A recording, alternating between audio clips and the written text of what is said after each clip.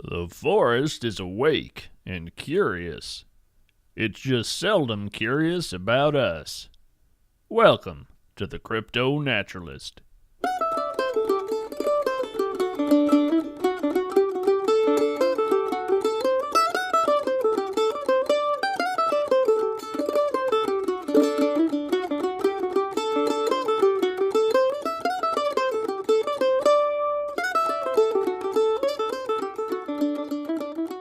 Hello, listeners. Let's chat a bit about highways.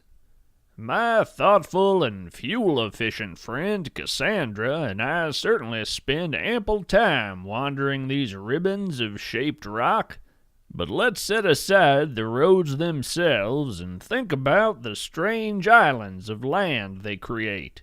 The shark fin-shaped swath of green space nestled in the crook of that on-ramp. The narrow rectangles of wildflowers and wind-whipped grasses that punctuate the borderlands between northbound lane and southbound lane.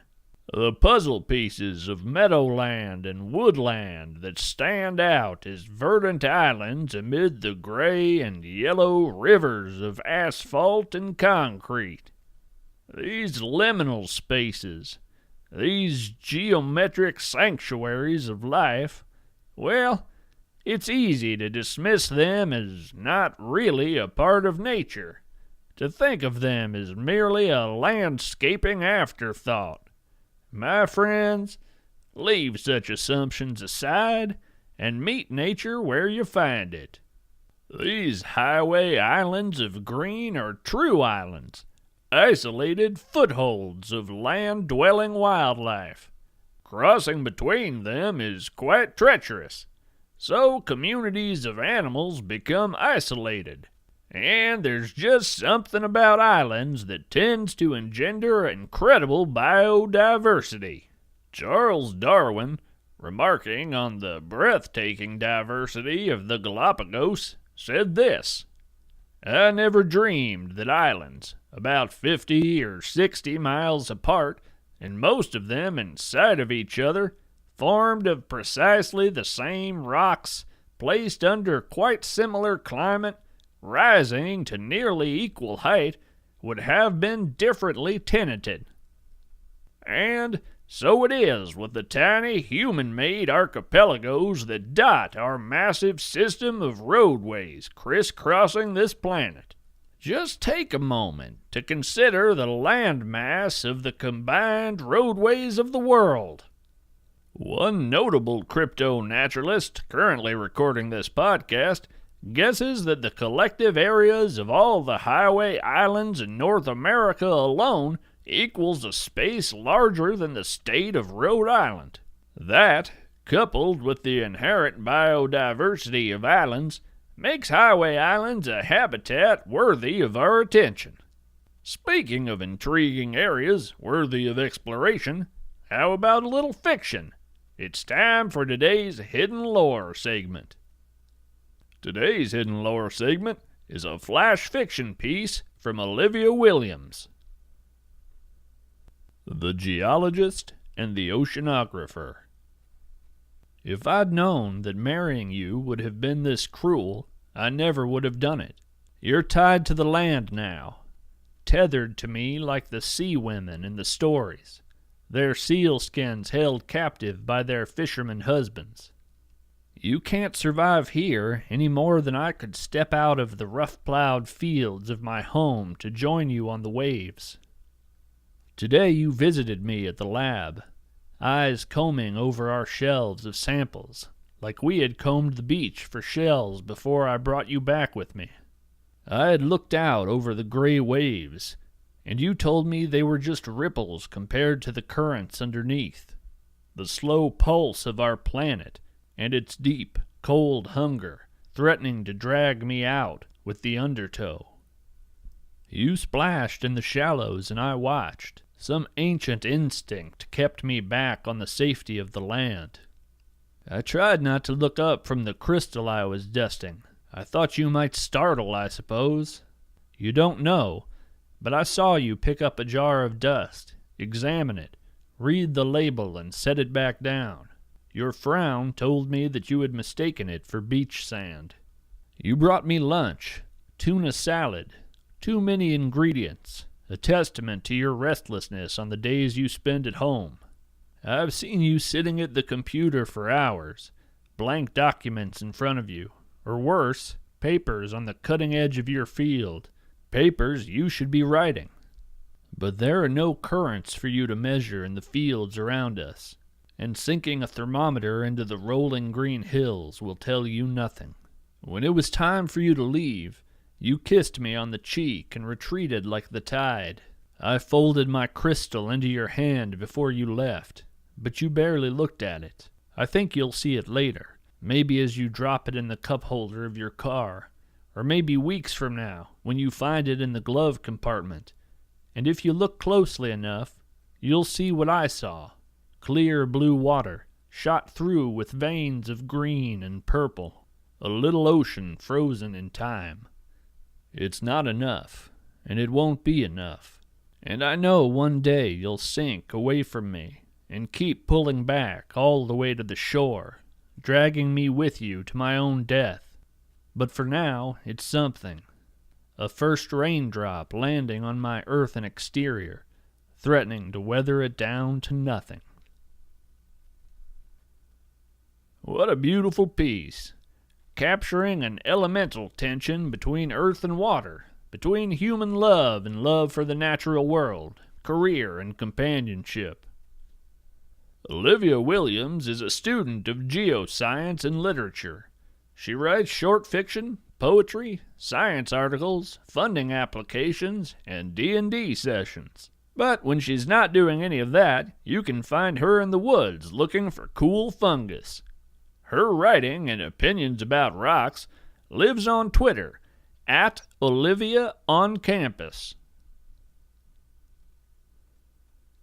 The highway island I chose to study this week was a pie-sliced slope of mixed greenery next to an overpass in western Pennsylvania. The little wedge of land vibrated with the roar of passing traffic, but it was shaded by a nearby cluster of dogwoods nestled along the roadway, such that a shade-loving variety of woodland plants had found a home there. I saw spring violets and, surprisingly, May-apples. If you're not familiar with May-apples, they look a bit like foot-high, glossy green umbrellas that pop up in shady woods in early spring. This little island was dotted with dozens of them. With Cassandra pulled over on the shoulder, her hazard lights blinking, I laid down on my belly with my nose to the ground, peering into the patchwork of grass and violets, clover and May-apples. Passers-by might have thought I was working on my vehicle, except that I was facing the wrong direction. Now, I had no prediction of what I might see on this particular outing, and I find that that's often a healthy attitude for venturing into the field.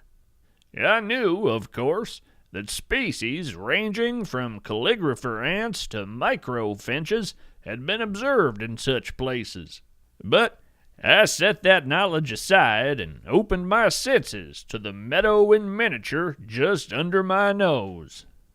Now, this is an exciting one, folks, because the creature I documented is, as far as I know, completely undescribed to cryptoscience. I say that with the caveat that there's always more research to do, and I am never shy about being corrected. Now then, the first I saw of this fascinating animal was a golden jewel that seemed suspended in the air beneath one of the May-apples. At first, I took it to be a bumblebee, but upon closer inspection, I noticed a graceful fantail and 2 pectoral fins. It was no bee, rather it looked like a koi fish, just about twice the length of your thumbnail. My eyes widened a bit, and I noticed 3 more of the creatures swimming through the empty air just a few inches off the ground. One was a vivid black and red. Another was the pale green of young leaves. another pumpkin orange. All of them moved with a languid grace that seemed to transform the grassy patch of land into an undersea grotto. The sound of traffic faded as I watched them, and I found myself completely engrossed by their gentle movements, weightless shapes moving in slow figure eights among the May-apples. One of the creatures passed just in front of me, and I was able to confirm that, well, they certainly resembled koi. Their segmented eyes betrayed a kinship with insects more than carp. Their eyes reminded me of butterflies, or perhaps dragonflies, yet the rest of their structure was decidedly fish-like. For the present, I've decided to call these tiny wonders koi flies. Though between you and me, I believe they deserve a more graceful moniker. Perhaps, in time, something more appropriate will come to me. Psst, Jared, what if we stopped listening to your voice and listened to this recorded transmission instead? A new field report. A lovely end to a lovely day. Let's take a listen. Willow Armstrong transmitting on CryptoNaturalist frequency 11-58-1. I'm recording this from Tongass National Forest in southeast Alaska. If you're unfamiliar with the area, it's part of the largest temperate rainforest in the world, and, well, I've been roaming this forest for some number of decades now. I don't know how many. I've never been much of a believer in linear time. I'm transmitting to report on a new species of frog that I discovered high in the canopy here. In terms of morphology, it's really very similar to the poison dart frog. However, its toxicity is more energy-based than chemical. I've been calling them neon peepers, at least for now. I'll explain.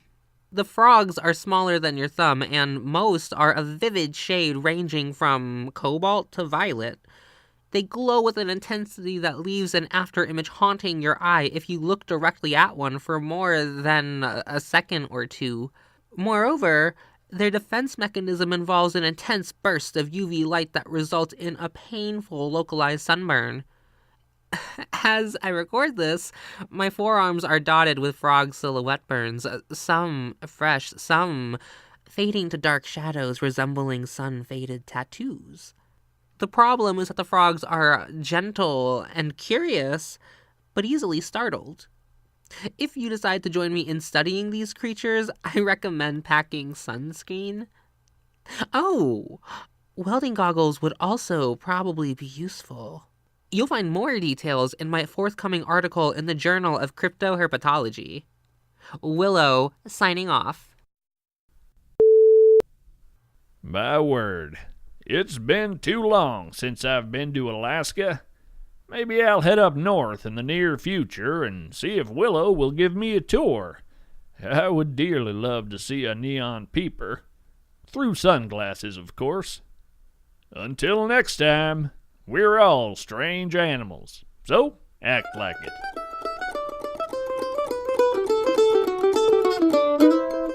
A special thanks to Lucille Valentine for being the voice of Willow Armstrong. Lucille is a voice actor, poet, visual artist, and LGBTQ+ community advocate. Find her on Twitter @severelytrans. You can support the production of this show and find bonus content and exclusive episodes by becoming a patron at patreon.com/CryptoNaturalist or by visiting the Merc and support sections on CryptoNaturalist.com for t-shirts, stickers, and more. You'll find information about submitting your poetry or prose for our hidden lore segments in the About sections of our website. The CryptoNaturalist is written and read by Jared K. Anderson. Stay curious, stay wild, stay weird.